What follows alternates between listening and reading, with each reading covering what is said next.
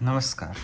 અહીંયા શું આપ્યું છે? સમબાજુ ત્રિકોણની બધી બાજુ 3 ગણી કરવામાં આવે તો નવા ત્રિકોણનું ક્ષેત્રફળ છે એ જૂના ત્રિકોણ કરતાં n ગણું થાય છે. તો nની કિંમત શોધવાની, એટલે કે કેટલા ગણું થાય છે એ શોધવાની. તો અહીંયા એક ત્રિકોણ પહેલાં દોરી દઈએ. એની સાઈડની વેલ્યુ આપણે a લઈ જઈએ, બરાબર. તો હવે સમબાજુ ત્રિકોણનું ક્ષેત્રફળ છે એનું સૂત્ર શું છે? √3/4 × a².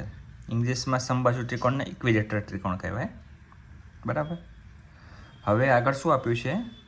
બધી બાજુ 3 ગણી કરી દઈએ. તો હવે 3 ગણી કરીએ તો નવા ત્રિકોણનું ક્ષેત્રફળ શું થશે?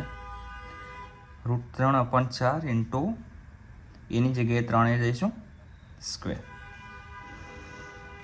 બરાબર. તો √3/4 × 3² 9 × a². તો શું થશે?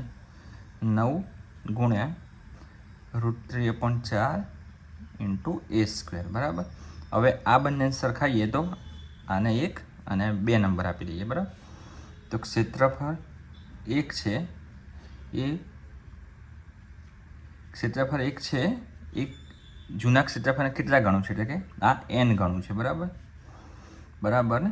ક્ષેત્રફળ 2, તો n × આનું ક્ષેત્રફળ કેટલું છે?